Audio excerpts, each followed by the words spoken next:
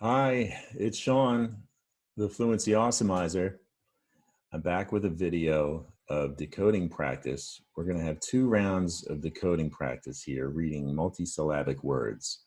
All right, so these are going to be words you can come across when you're reading text at school that can be a little tricky, and you might mistake them for other words. So here's the first round. I'm about to show you a word. I want you to read this word right out loud.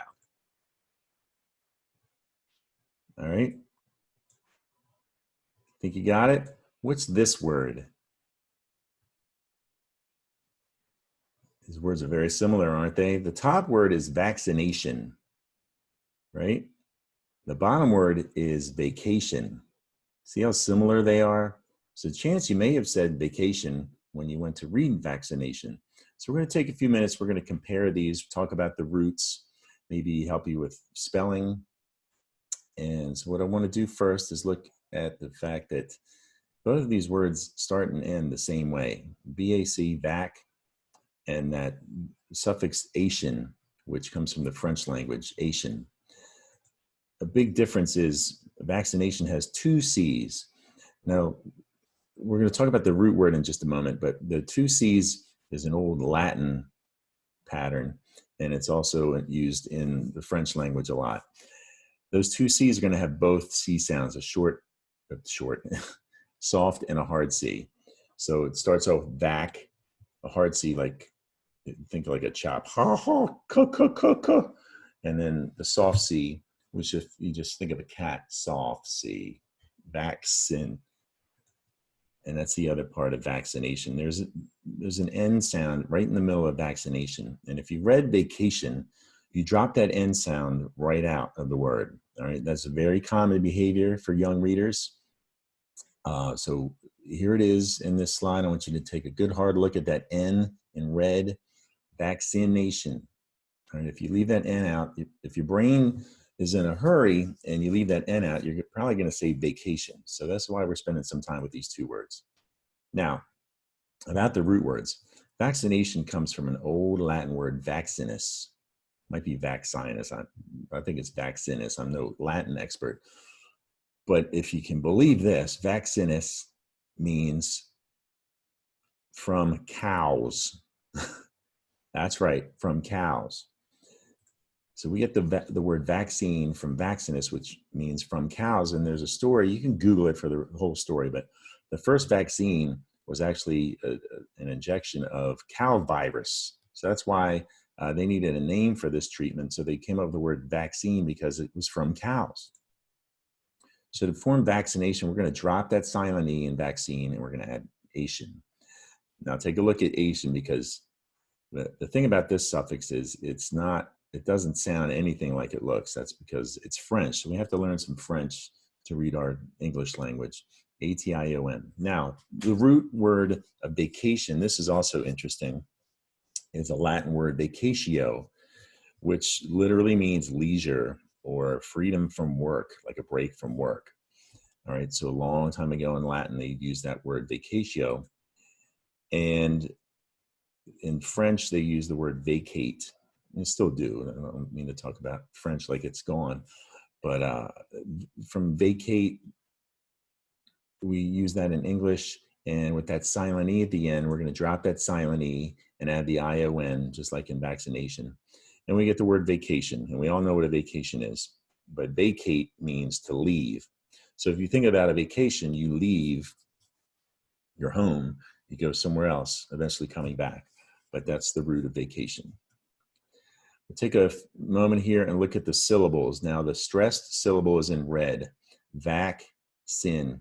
So again, about the 2 C's here, we're going to hear both C sounds.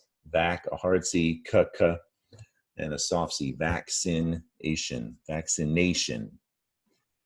And down below, vacation, that's the stressed syllable right in the middle. So there's a big difference too in the syllables. But if you pay attention to those syllables, it'll certainly help you with spelling too. We're going to put these 2 words aside. I want you to get ready to hit pause. I'm going to show you a sentence that has some extra practice, and we're going to move on to round 2. All right, so hit pause and read this.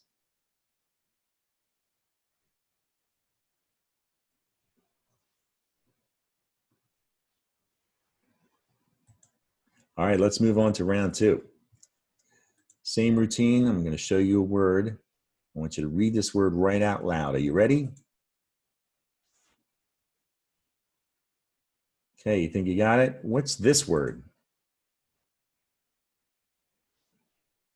Again, just like before, these words are very similar, and there's a chance you may have read one for the other. The top word is defiantly. The bottom word is definitely, and you may have thought or actually read definitely instead of defiantly. So let's take a moment and compare these two words to help you with your reading and also with your spelling. All right, they're very similar, and your brain is going to notice that there's an F.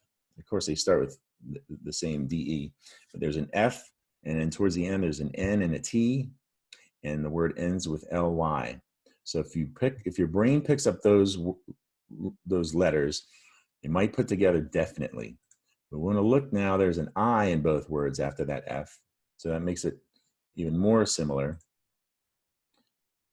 And down in definitely, the I actually is in between the F and N. So you see the word fin. There's another I in definitely though. So you can see fin it or fine it.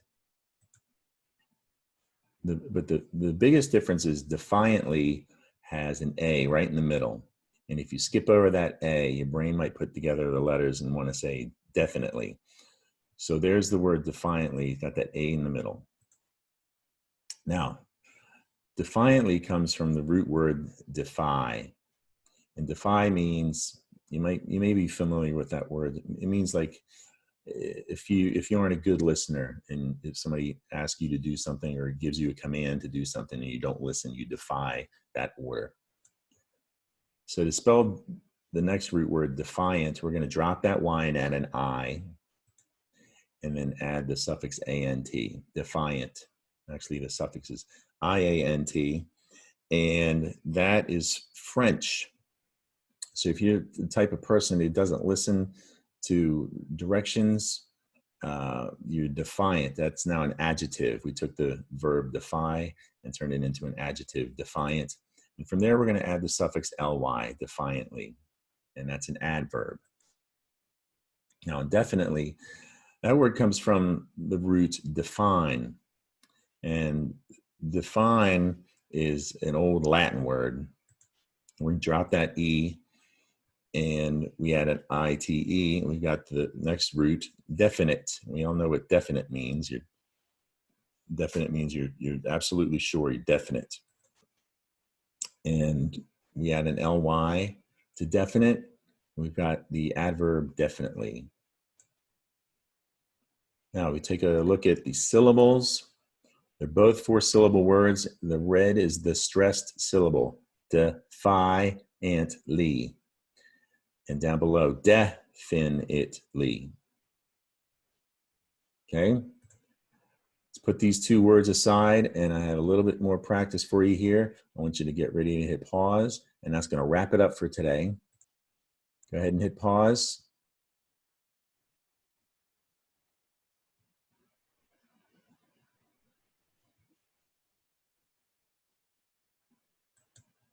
And I'm going to see you next time. Be sure to subscribe to my YouTube channel, or you can follow me on Facebook. Just search for the Fluency Awesomizer. There's plenty of information in my photos on my Facebook page. I'll see you next time.